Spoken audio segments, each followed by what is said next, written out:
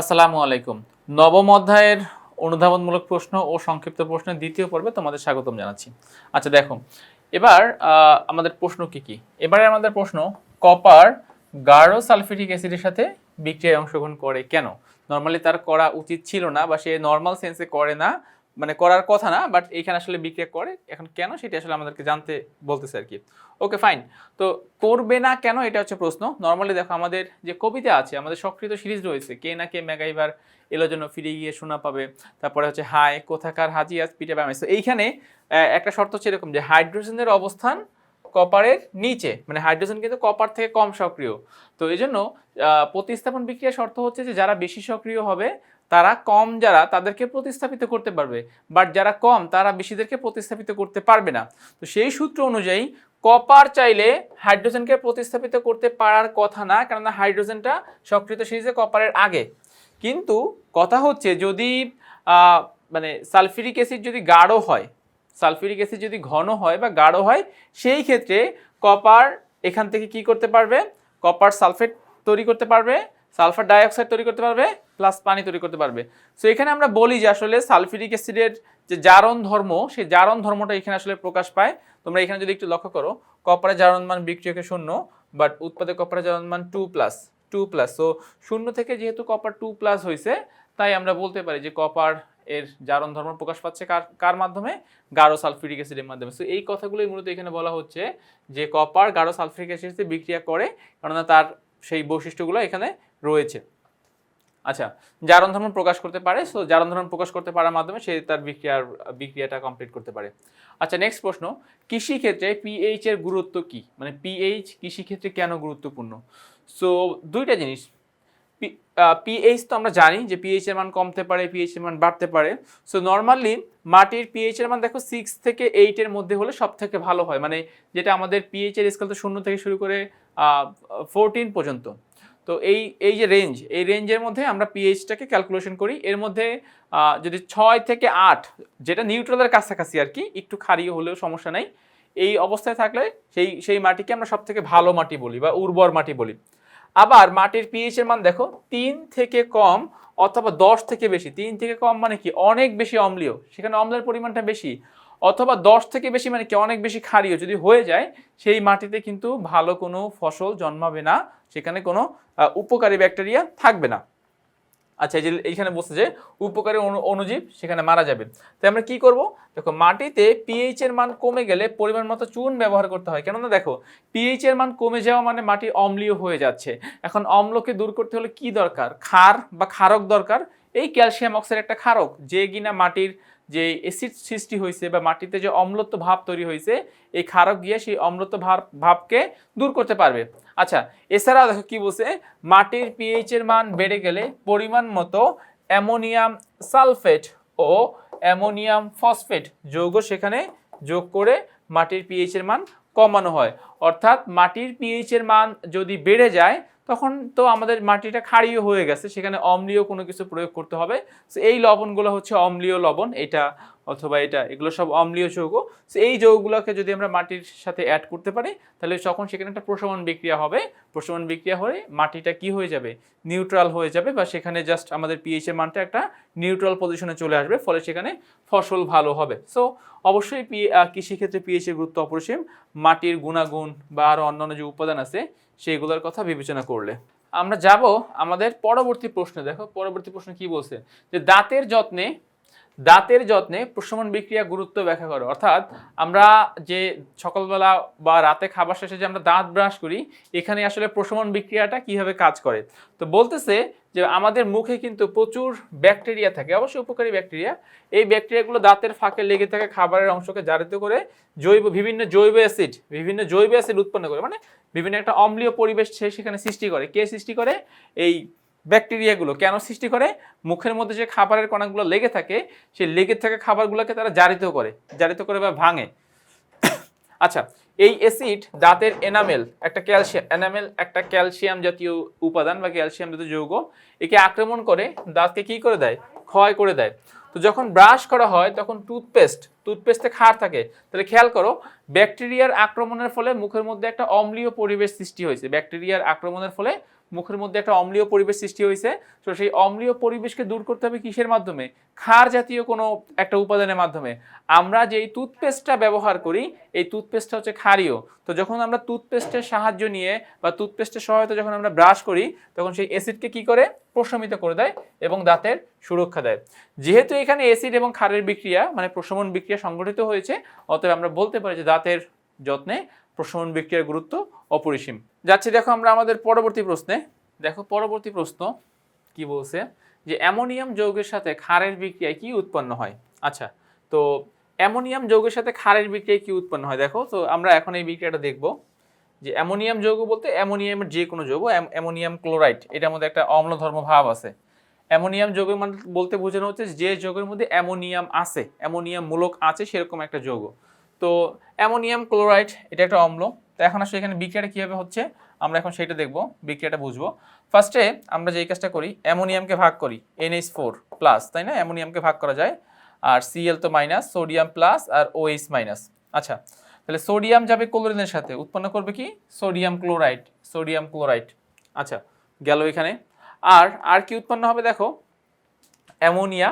তো অ্যামোনিয়া থেকে আমরা কিন্তু অ্যামোনিয়াকে দুই ভাগে ভাগ করতে পারি। এই যে এই পয়েন্টটাকে আমি তোমাদেরকে দেখাচ্ছি, অ্যামোনিয়াকে দুই ভাগে ভাগ করা যায়, NH3 কে দুই ভাগে ভাগ করা যায়।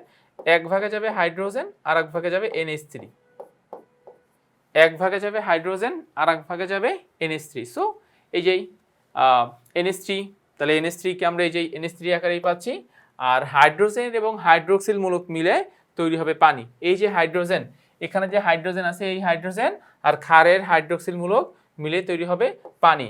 এখানে 2 অণু হবে না, এটা জাস্ট একটা সিঙ্গেল অণু। তাহলে আমরা কি বলতে পারি, অ্যামোনিয়াম ক্লোরাইড এবং সোডিয়াম হাইড্রোক্সাইড বিক্রিয়া করে সোডিয়াম আর ক্লোরিন মিলে তৈরি হলো পানি।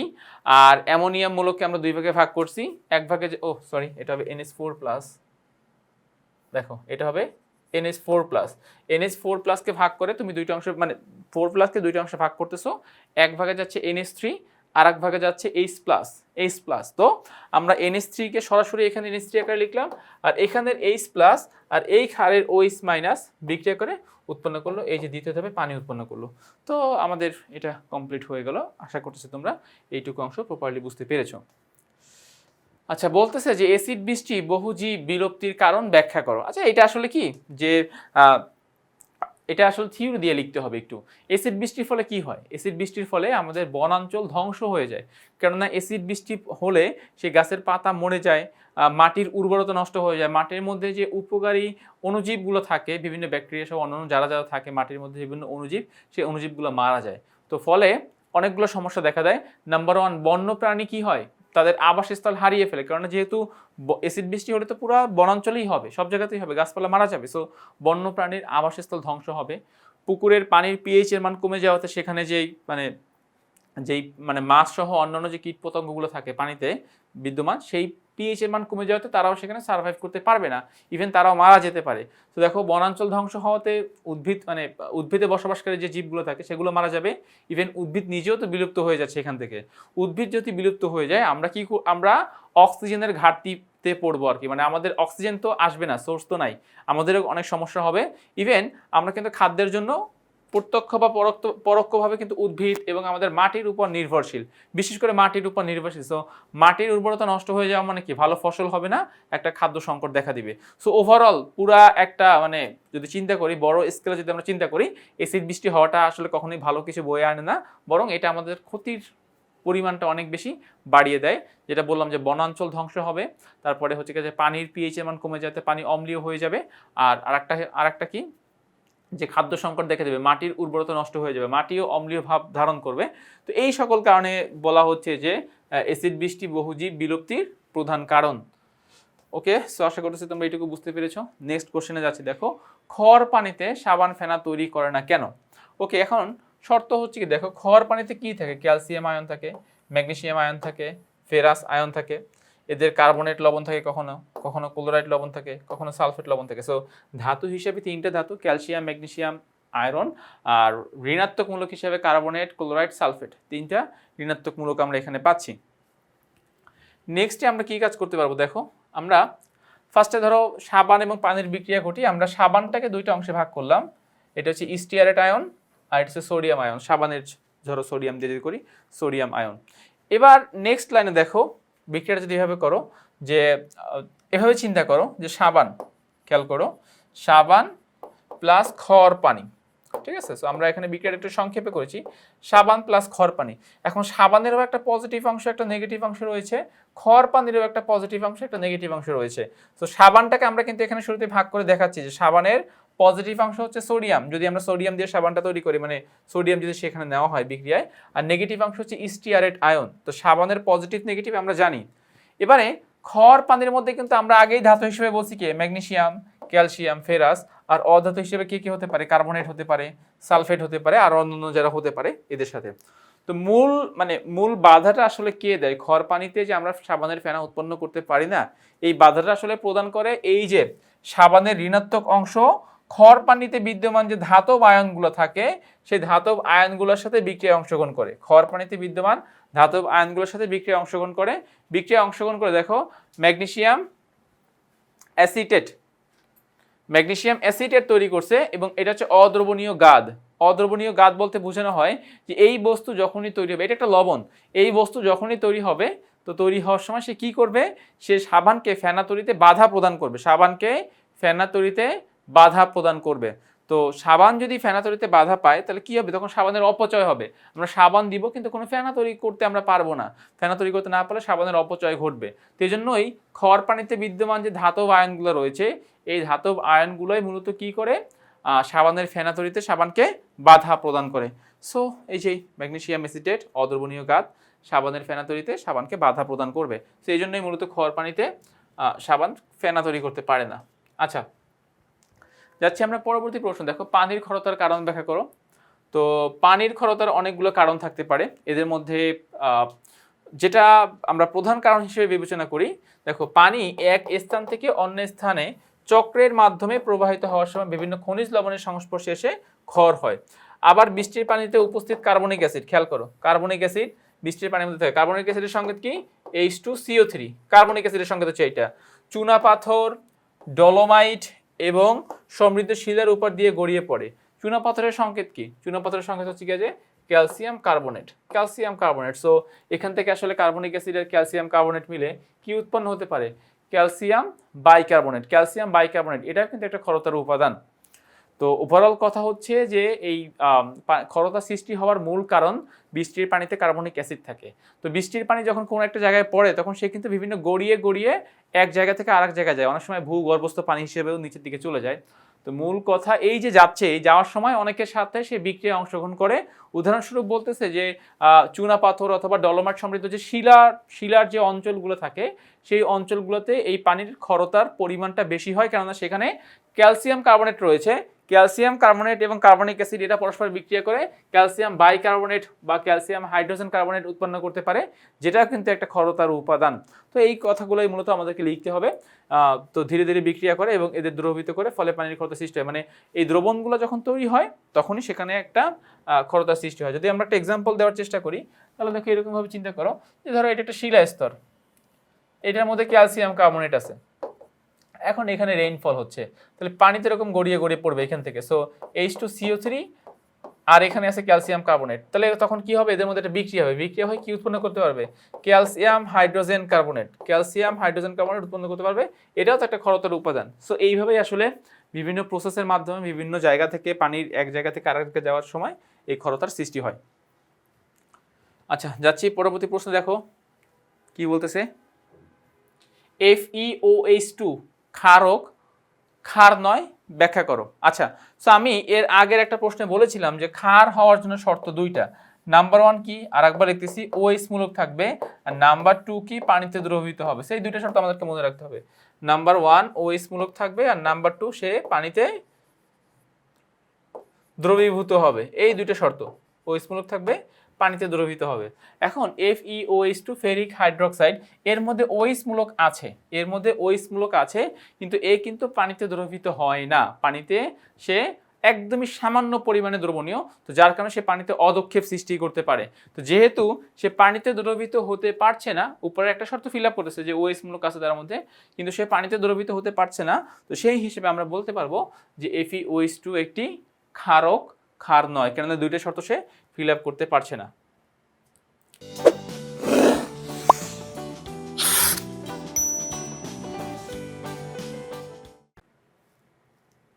আচ্ছা, আমরা যাচ্ছি এর পরবর্তী অংশে। দেখো কি বলতেছে যে সিলিকন ডাইঅক্সাইড অম্লধর্মী কেন। সিলিকন ডাইঅক্সাইড অম্লধর্মী কেন ব্যাখ্যা করো, মানে সিলিকন ডাইঅক্সাইডকে কেন আমরা অম্লধর্মী বলতে পারি। তো প্রথম শর্ত হচ্ছে যে ধাতুর অক্সাইড ক্ষারধর্মী, অধাতুর অক্সাইড অম্লধর্মী। সিলিকন এর মধ্যে কিছুটা অম্লীয় ভাব পাওয়া যায়। তো এখন কি করতে পারি, প্রথম কথা হচ্ছে এই অম্লর যতগুলো বৈশিষ্ট্য রয়েছে সেই সমস্ত বৈশিষ্ট্যগুলো সে ফিল আপ করে। নাম্বার 1 বৈশিষ্ট্য হচ্ছে আমরা জানি যে অ্যাসিড, অম্লীয় যে অক্সাইডগুলো থাকে এই অম্লীয় অক্সাইডগুলো পানির সাথে বিক্রিয়া করে অ্যাসিড তৈরি করতে পারে, অ্যাসিড। তো এখানে বলতেছে যে সিলিকন ডাইঅক্সাইড বৃষ্টির পানির সাথে যখন বা যে কোনো পানির সাথে যখন বিক্রিয়া করে তখন সেখান থেকে সে সিলিসিক অ্যাসিড তৈরি করতে পারে।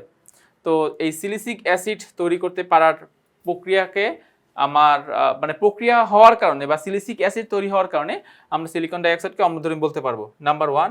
নাম্বার 2, যেটা সব থেকে বেশি গুরুত্বপূর্ণ, যে সিলিকন ডাইঅক্সাইড যেহেতু আমরা অম্লধর্মী বলতেছি বা অ্যাসিড ধর্মী বলতেছি, সোডিয়াম হাইড্রোক্সাইডের সাথে বিক্রিয়া করে। তো এটা কি একটা ক্ষার, একটা সবল ক্ষার, বিক্রিয়া করে sodium silicate Na2SiO3, sodium silicate ও পানি তৈরি করে। সো সহজে যদি বলি যে লবণ পানি সে তৈরি করতেছে।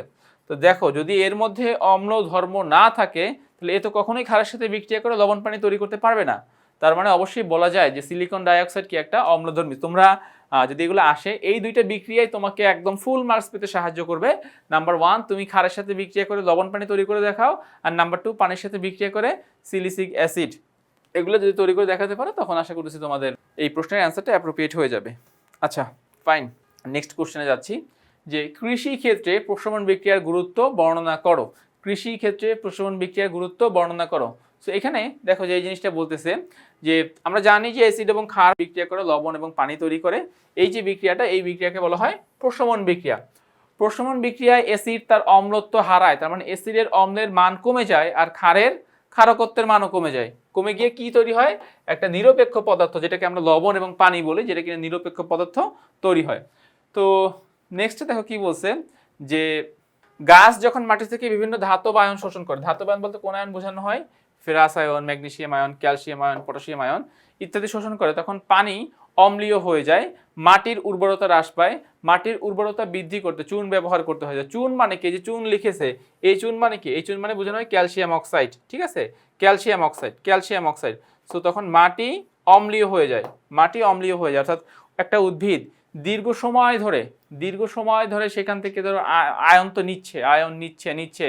সো পরে নিতে ওই জায়গাতে আর কোনো আয়ন অবশিষ্ট থাকে না, যেটা কিনা সবই উদ্ভিদ গ্রহণ করে ফেলছে। তো ফলে ওই অঞ্চলটা মানে ওই মাটির ওই অঞ্চলটা একটা অম্লীয় পরিবেশ সৃষ্টি করে। এই অম্লীয় পরিবেশকে দূর করার জন্য তখন আমরা সেখানে কি ব্যবহার করি, ক্যালসিয়াম অক্সাইড বা ক্ষার ব্যবহার করি।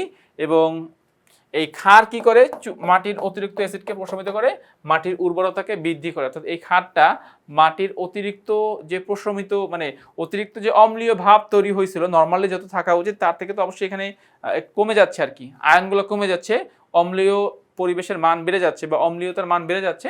তো ফলে তুমি বলতে পারবে যে মাটির উর্বরতাকে সে কি করবে, বৃদ্ধি করতে পারবে। আচ্ছা যাচ্ছি আমরা এর পরবর্তী প্রশ্ন। দেখো কি বলতেছে যে ক্ষার ও ক্ষারকের মধ্যে পার্থক্য ব্যাখ্যা করো। ক্ষার এবং ক্ষারকের মধ্যে পার্থক্য ব্যাখ্যা করো। আচ্ছা তো সহজ হিসাব, ক্ষার কাকে বলে, ধাতু বা ধাতুর মতো। দেখো পরবর্তী প্রশ্ন, ক্ষার ও ক্ষারকের পার্থক্য নির্ণয় করতে বলছে আমাকে। তার সাথে আমরা সংজ্ঞার দিকে ফার্স্ট একটু ফোকাস করি যে ধাতু বা ধাতুর মতো ক্রিয়াশীল যৌগমূলক যারা হাইড্রোক্সাইড যৌগ এবং পানিতে দ্রবণীয়। দেখো দুইটা শর্তই কিন্তু এখানে বলে দিচ্ছে যে এক তো তাদের মধ্যে হাইড্রোক্সাইড থাকতে হবে এবং পানিতে দ্রবীভূত হতে হবে, এদেরকে আমরা ক্ষার বলবো। আমরা যে দুইটা শর্ত নিয়ে বারবার কথা বলতেছিলাম যে ক্ষার হওয়ার শর্ত দুইটা, এক তো পানিতে দ্রবীভূত হতে হবে আর দ্বিতীয়ত হাইড্রোক্সিলমূলক তার মধ্যে উপস্থিত থাকতে হবে। আচ্ছা এটা গেল ক্ষারের সংজ্ঞা। এবার ক্ষারকের সংজ্ঞা যে ধাতু বা ধাতুর মতো ক্রিয়াশীল যৌগমূলকের অক্সাইড এবং হাইড্রোক্সাইড, এবং না বেসিক্যালি এখানে তুমি অথবা দিতে পারতা, অক্সাইড অথবা হাইড্রোক্সাইড, কারণ এক যৌগের মধ্যে দুইটা আমরা পাবো না, যা অ্যাসিডের সাথে বিক্রিয়া করে লবণ ও পানি উৎপন্ন করে তাকে ক্ষারক বলে। সো এখানে বলতেছে এইটাই যে অক্সাইড অথবা হাইড্রোক্সাইড যেইটাই হোক না কেন অ্যাসিডের সাথে বিক্রিয়া করে লবণ পানি তৈরি করতে পারলে তাদেরকে আমরা কি বলবো, ক্ষারক বলবো। ওকে, সো ফার্স্ট শর্ত গেল। সেকেন্ড শর্ত কি বলছে দেখো, যে সব ক্ষারই কি ক্ষারক, অর্থাৎ যারা ক্ষার তারা সবার আগে তার আগে কি ছিল, সে ক্ষারক ছিল, ক্ষারক থেকে সে প্রমোশন পেয়ে ক্ষার হয়েছে। কিন্তু সব ক্ষারক ক্ষার নয়। এই যে আমরা বারবার বলতেছিলাম যে দুইটা শর্ত থাকবে, পানিতে দ্রবীভূত হতে হবে, হাইড্রোক্সিল মূলক থাকতে হবে। এই দুইটা শর্ত যে কোনো একটা না মানলেই সে ক্ষারক হবে, আর দুইটা মানলেই সে কি হতে পারবে, ক্ষার হতে পারবে। আচ্ছা উদাহরণ দেখো কি বলছে, যে সোডিয়াম হাইড্রোক্সাইড, পটাশিয়াম হাইড্রোক্সাইড, এদের মধ্যে OH মূলক আছে এবং এরা উভয় পানিতে দ্রবীভূত হয়, তাই এদেরকে আমরা ক্ষারক বলতে পারবো। অন্যদিকে আচ্ছা এটা বাদ যাবে। আচ্ছা খেয়াল করে এটা আমি একটু বুঝিয়ে দিচ্ছি। এখানে পটাশিয়াম হাইড্রোক্সাইড না দিয়ে আমরা অন্য একটা এক্সাম্পল দিতে পারি, FeOH2, ফেরাস হাইড্রোক্সাইড আমরা দিতে পারি। আচ্ছা তো এখানে কি হচ্ছে দেখো, ক্যালসিয়াম অক্সাইড, এটার মধ্যে অক্সিজেন রয়েছে, বাট এটা কিন্তু পানিতে মানে এটা পানিতে দ্রবীভূত হলো, এটার মধ্যে OH মূলক নাই, তাই এটা ক্ষারক। আবার এখানে দেখো OH মূলক রয়েছে কিন্তু সে পানিতে দ্রবীভূত হয় না, সেই জন্য সে কি হবে, সেই জন্য সে ক্ষারক হবে। আচ্ছা এই যে ফেরাস অক্সাইড, এখানে তো OH মূলকই নাই, সো আমরা যেই শর্ত কথা বললাম, দুইটা শর্তের যে কোনো একটা শর্ত না মানলেই সেটাকে আমরা ক্ষারক বলবো। এটা এখানে কি নাই, OH মূলক নাই, এখানেও কি নাই, OH মূলক নাই, দুইটার কোনটাতেই OH মূলক নাই। আবার এখানে OH মূলক আছে বাট এটা পানিতে অদ্রবণীয়, সো এই জন্য বলা যায় যে এগুলো কি হবে না, এগুলো ক্ষারক হবে না, মানে ক্ষার হবে না, ক্ষারক হবে। আচ্ছা যাচ্ছি আমরা পরবর্তী প্রশ্নে। দেখো নেক্সট প্রশ্ন কি বলতেছে, প্রোপানোয়িক অ্যাসিড একটি দুর্বল অ্যাসিড ব্যাখ্যা করো। সো আমরা শুরুতে কিন্তু দুইটা অ্যাসিড নিয়ে অলরেডি কথা বলেছি, ethanoic acid, carbonic acid. So সেইভাবেই আমাদের আরেকটা প্রশ্ন এসেছে প্রোপানোয়িক অ্যাসিড। তো প্রোপানোয়িক অ্যাসিডকে দুর্বল অ্যাসিড বলা হয় এই জন্য যে হাইড্রোজেন আয়ন দিবে আমাদেরকে, অ্যাসিড যেহেতু সে অবশ্যই আমাদেরকে হাইড্রোজেন আয়ন দিবে, কিন্তু সেই হাইড্রোজেন আয়নটা আমরা বেশি পরিমাণ উৎপন্ন করতে পারবো না যেহেতু সে দুর্বল অ্যাসিড। সো দেখো এই যে প্রোপানোয়িক অ্যাসিড, তার মানে এখান থেকে কি পাচ্ছি আমরা, প্রোপানয়েড আয়ন এবং হাইড্রোজেন আয়ন পাচ্ছি। সো অ্যাসিড যেহেতু বলতেছি অবশ্যই তার হাইড্রোজেন আয়ন দেওয়ার ক্ষমতা থাকতে হবে, হাইড্রোজেন আয়ন বা প্রোটন দেওয়ার ক্ষমতা না থাকলে তাকে আমরা অ্যাসিড বলবো না। এখানে কথা হচ্ছে যে দুর্বল অ্যাসিড যারা, তারা কিন্তু 100% বিয়োজিত হয় না। তো দেখা যায় যে যদি তুমি 100টি প্রোপানোয়িক অ্যাসিডের অণু নাও, এর মধ্যে হয়তো বা 7টা বা 8টা বা 9টা অ্যাসিডে বিয়োজিত হলো, বাকিগুলো কিন্তু অবিয়োজিত অবস্থায় থেকে যাবে। যেহেতু এর বিয়োজন মাত্রা কম, কম পরিমাণে বিয়োজিত হয়, সেহেতু এটাকে আমরা দুর্বল অ্যাসিড বলবো। আর যদি বেশি পরিমাণে বিয়োজিত হতো তখন সেটাকে আমরা সবল অ্যাসিড বলতে পারতাম। তো এই সকল কারণে প্রোপানোয়িক অ্যাসিডকে দুর্বল অ্যাসিড বলা হয়। আচ্ছা এটা কি অ্যাসিড বলো তো, একটা ফর্মিক অ্যাসিড ব্যাখ্যা করো। তো এখানে কিন্তু দুর্বলের কথা সে মেনশন করেন নাই প্রশ্নে বলেছে জাস্ট HCOH ফর্মিক অ্যাসিড, বা যদি বলতে চাও মিথানোয়িক অ্যাসিড, একটা অ্যাসিড ব্যাখ্যা করতে বলছে।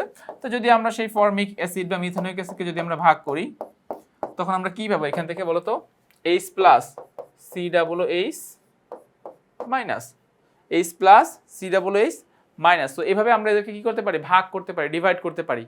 তো যার কারণে আমরা এখান থেকে বলতে পারি যে সে যেহেতু জলীয় দ্রবণে হাইড্রোজেন আয়ন দান করতে পারতেছে, সেহেতু এটাকে আমরা কি বলতে পারবো, একটা অ্যাসিড বলতে পারবো। তো এক্সামে যদি তোমরা এই পার্টটুকু দেখিয়ে দিতে পারো তাহলে হয়ে যাবে।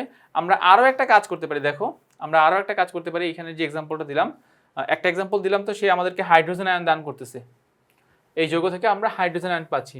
অ্যানাদার যেটা বলা যায় যে ফর্মিক অ্যাসিড যখন সোডিয়াম হাইড্রোক্সাইডের সাথে বিক্রিয়া করবে তখন কি উৎপন্ন করবে, দেখো এখান থেকে হাইড্রোজেনটাকে তুমি এখানে পাঠিয়ে দাও, আর এই হাইড্রোজেনের জায়গায় আমরা সোডিয়ামটাকে পাঠিয়ে দিলাম, তখন কি উৎপন্ন হবে, দেখো HCONA, সোডিয়াম মিথানয়েড, এই যেই এই সোডিয়ামটা যাবে এইচ এর জায়গায়, সেটা ঘুরাই দিলাম আর কি, তাহলে বলতে পারো HCONA প্লাস H2O পানি। সো আমরা জানি যে ক্ষার কি করে, অ্যাসিডের সাথে বিক্রিয়া করে, ক্ষার অ্যাসিডের সাথে বিক্রিয়া করে লবণ এবং পানি উৎপন্ন করে। সো লবণ এবং পানি যারা উৎপন্ন করতে পারে তাদেরকে অবশ্যই একটাকে অ্যাসিড বলবো, একটাকে ক্ষার বলবো। তো আমি তো জানি যে ক্ষার এখানে অলরেডি রয়েছে, তাহলে বাকি কি আছে, অবশ্যই অ্যাসিড, তাহলে এটাও কিন্তু একটা অ্যাসিড ধর্মের প্রমাণ হিসেবে ব্যাখ্যা করা যায়। তো দুইটা প্রমাণ আমরা এখানে দিতে পারি। নাম্বার 1, এই অ্যাসিড ফর্মিক অ্যাসিড থেকে আমরা হাইড্রোজেন আয়ন পাচ্ছি।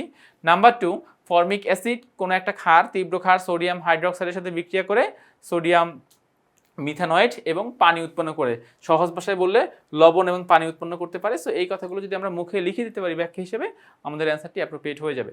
তাহলে আমরা কিন্তু নবম অধ্যায়ের অনুধাবন ও সংক্ষিপ্ত যে প্রশ্নগুলো ছিল তার সেকেন্ড পার্টটা আমরা কমপ্লিট করে ফেললাম। আশা করতেছি তোমরা এই অংশটুকু প্রপারলি বুঝতে পেরেছো। তো তাহলে আজ এ পর্যন্তই, নতুন কোনো পর্বে আবার তোমাদের সাথে দেখা হবে। ততক্ষণ পর্যন্ত সবাই ভালো থাকো, সুস্থ থাকো, আল্লাহ হাফেজ।